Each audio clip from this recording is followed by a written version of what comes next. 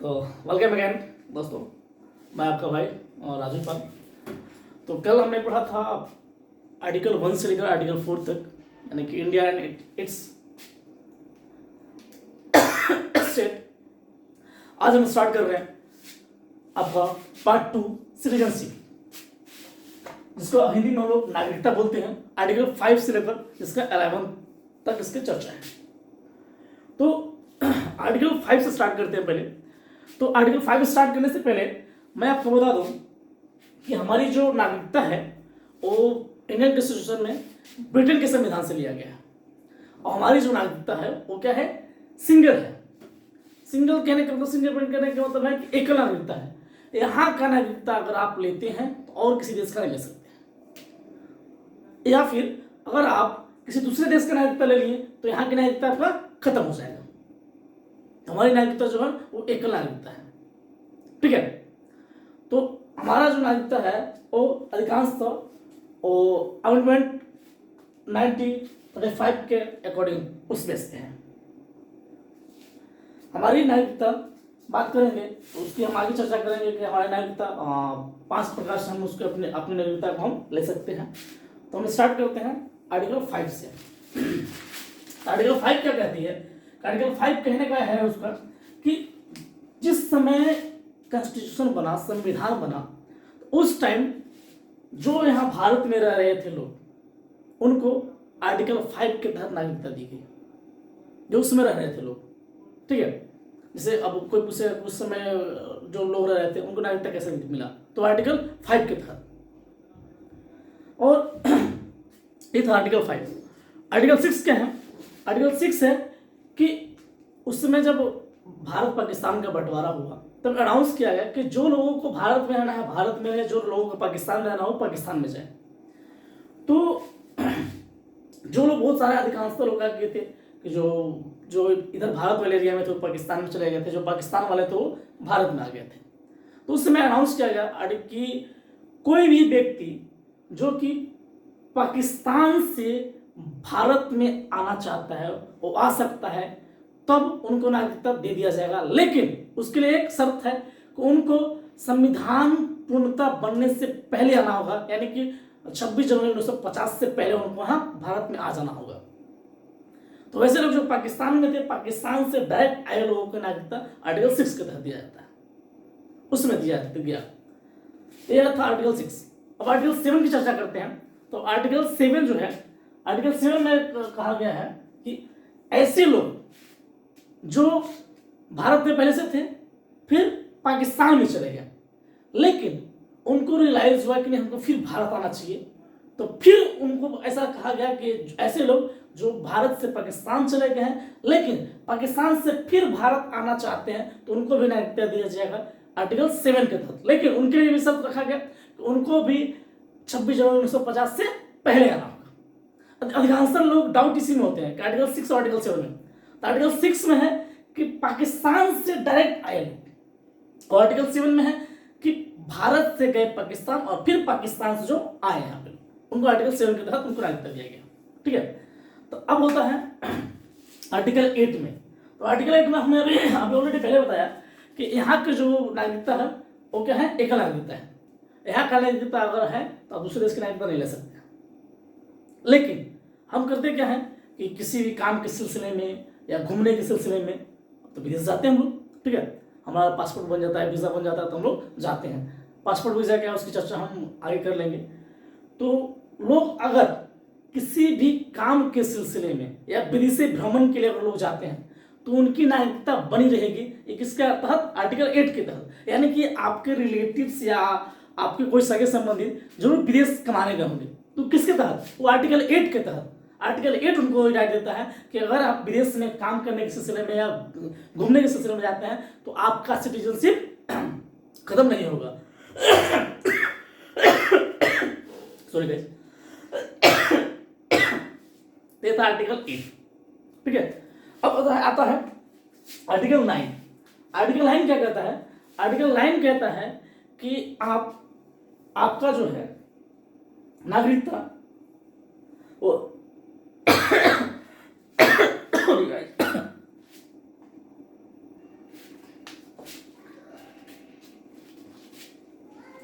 अब चर्चा करते हैं आर्टिकल 9 का। तो आर्टिकल 9 क्या है? आर्टिकल 9 है कि यदि आप किसी भी दूसरे देश की नागरिकता को, सिटीजनशिप को अगर आप एक्सेप्ट कर लेते हैं, दूसरे देश की नागरिकता ले लेते हैं, तो भारत की नागरिकता आपका समाप्त कर दिया जाए। क्यों? क्योंकि हमारा नागरिकता कैसा है? एक नागरिकता है, यानी कि बस यहीं रहे मस्त एकदम बिंदास। लेकिन आप ज़्यादा चक्कर पर किए तो गया बेटा फिर। तो आर्टिकल 9 आपको, आर्टिकल 9 के तहत आप क्या करते हैं? अगर दूसरे देश की नागरिकता लेते हैं तो यहाँ आर्टिकल 9 के तहत आपकी नागरिकता समाप्त कर दिया जाएगा। ठीक है, अब आते हैं, बात करते हैं आर्टिकल 10 का। तो दोनों में नागरिकता समाप्त किया जाएगा, लेकिन ध्यान दीजिएगा आर्टिकल 9 में क्या है? आर्टिकल 9 में यदि आप किसी दूसरे देश की नागरिकता लेते हैं तो आपकी नागरिकता यहाँ से खत्म कर दिया जाता है। मैंने उधर सटला बेटा तो इधर से गिला बेटा। ठीक है, तो अब आप बात करते हैं आर्टिकल 10 का, आर्टिकल 10 का। तो आर्टिकल 10 क्या कहता है कि यदि आप कोई देशद्रोह काम करते हैं, ठीक है, आप देशद्रोह काम करते हैं, यहाँ भारत का जो गृह मंत्रालय है आपकी नागरिकता फिर समाप्त कर देती है। वो किसके तहत? आर्टिकल 10 के तहत। याद रखिएगा 10 से देशद्रोह। यदि आपके खिलाफ कोई भी देशद्रोह कार्रवाई होता है, देशद्रोह आपके खिलाफ साबित हो जाता है, तो आपका आर्टिकल 10 के तहत आपकी नागरिकता समाप्त कर दिया जाएगा। देशद्रोह मतलब कोई भी आपका काम हो सकता है। मान लीजिए देश के खिलाफ आपने कोई से नारेबाजी कर दी आपके खिलाफ, मतलब अगर जब जजमेंट आता है कि आप एक देशद्रोही हैं तो आर्टिकल 10 के तहत आपको नागरिकता समाप्त। नागरिकता समाप्त करने का मतलब आपके पास नागरिकता है, आपके पास नागरिकता है तभी आपके पास पैन कार्ड, आधार कार्ड, राशन कार्ड वगैरह वगैरह कार्ड है, तो सारे के सारे आपके इनवैलिड कर दिए जाएंगे। असल में आपकी नागरिकता एकदम समाप्त कर दिए जाएंगे।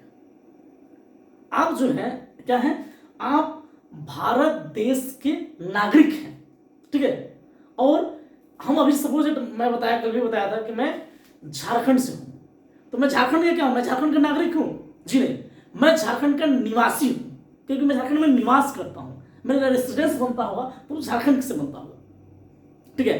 लेकिन अगर नागरिकता बात करें तो कहां से कहते हैं? यस आई एम इंडियन, ठीक है, मतलब बी प्राउडली हम कहते हैं यस आई एम इंडियन। तो मैं इंडियन सिटीजनशिप में क्या है? इंडियन है, मेरी नागरिकता कैसी है? इंडियन है। तो हम इंडिया के नागरिक हैं और झारखंड के निवासी हुए, या जिस स्टेट से आप आते हैं वहां के आप नागरिक हुए। तो आर्टिकल 10 के बाद हम चर्चा करते हैं आर्टिकल 11 का। आर्टिकल 11 क्या कहती है? आर्टिकल 11 कहती है कि भारत जो है, भारत में जो भी लोग हैं उनका नागरिकता, ठीक है, और गृह मंत्रालय तय करता है। यानी कि नागरिकता से संबंधित कानून कौन बना सकता है? गृह मंत्रालय बना सकता है। गृह मंत्रालय यानी कि होम मिनिस्ट्री विभाग। तभी होम मिनिस्ट्री का सबसे चीफ कौन है? वो है आपके भाई अमित जी, भाई बहनों, तो वो है हमारे अमित जी, अमित शाह। तो सॉरी गाइस, ये था आपका नागरिकता, यानी कि आर्टिकल 5 से लेकर आर्टिकल 11 तक। आपका नागरिकता जो है, नागरिकता प्राप्त करने के मुख्यतः 5 तरीके होते हैं, ठीक है। आप जो है नागरिकता जन्म के आधार पे, वंश के आधार पे, अर्जित भूमि के आधार पे, पंजीकरण के आधार पे और देशीकरण के आधार पे, यही 5 तरीके से आप नागरिकता लेते हैं। जैसे कि अभी मैं, अभी किसी न किसी एंगल से मुझे कैसे नागरिकता यहाँ पे मिला? कैसे कोई माने कि मैं भारत नागरिकता हूँ? किसी न किसी तरीके से तो मुझे नागरिकता मिला होगा। तो नागरिकता मिलने के क्या तरीके हैं? 5 तरीके हैं। पहले बात करते हैं जन्म के आधार पे। तो जन्म के आधार पे कैसे मिला? जन्म के आधार पे हमको नागरिकता मिला होगा, यानी कि हम जो है जन्मे कहाँ है? भारत में, और हमारे माता और पिता ये दोनों जो हैं वो कहाँ से हैं? वो भारत के निवासी हैं, भारत के नागरिक हैं, सॉरी। तो उस आधार पे मुझे जन्म के आधार पे क्या मिला? नागरिकता मिला। आप सबों को, यानी कि आप इंडिया में जन्म लिए होंगे, आपके माता पिता कहाँ के नागरिक हैं? माता या पिता में से कोई एक कहाँ के? कम से कम भारत के हैं। तो जन्म के आधार पे आपको नागरिकता मिला। दूसरा आता है आपका वंश के आधार पे। किस आधार पे? वंश के आधार पे। वंश के आधार पे कैसे नागरिकता मिला? वंश के आधार पर नागरिकता मिलता है कि या आपके माता या पिता दोनों में से कोई एक क्या है? इंडिया के निवासी हैं, ठीक है। यदि सपोज वंश के आधार पर क्या मिला, जैसे कि मान लें हम अभी मेरी शादी नहीं हुई है, अगर मेरी शादी हो गई, हम और मैडम दोनों गए उधर, और मान लीजिए 6 माह जब प्रेगनेंट मेरी अगर मैडम थी तब गई, और हम लोग 4 माह का टूर पे गए हैं, बिंदास एकदम बल्ले बल्ले उधर ही कर रहे हैं मस्ती में।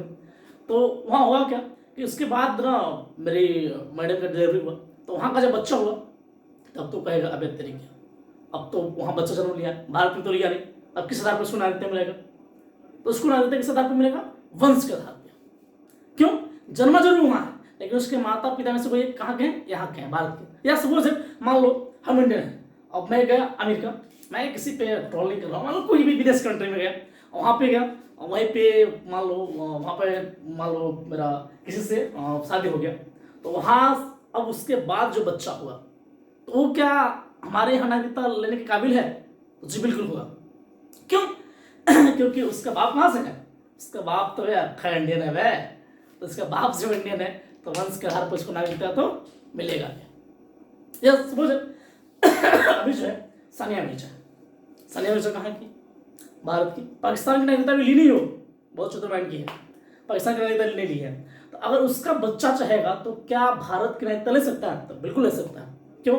क्योंकि मेरी माँ कहाँ की है? मेरी माँ इंडियन है वह, तो वंश के आधार पर उसको नागरिकता दिया जाएगा। या अपने क्या अपना क्या नाम है उसका, दमन भाई, दमन भाई, दमन भाई क्या शादी हुआ विदेश में, तो उसका बेटा किस आधार पे कहेगा मेरा बाप का नागरिक है, इंडियन है, तो उस आधार पर उसको नागरिकता मिल जाएगा।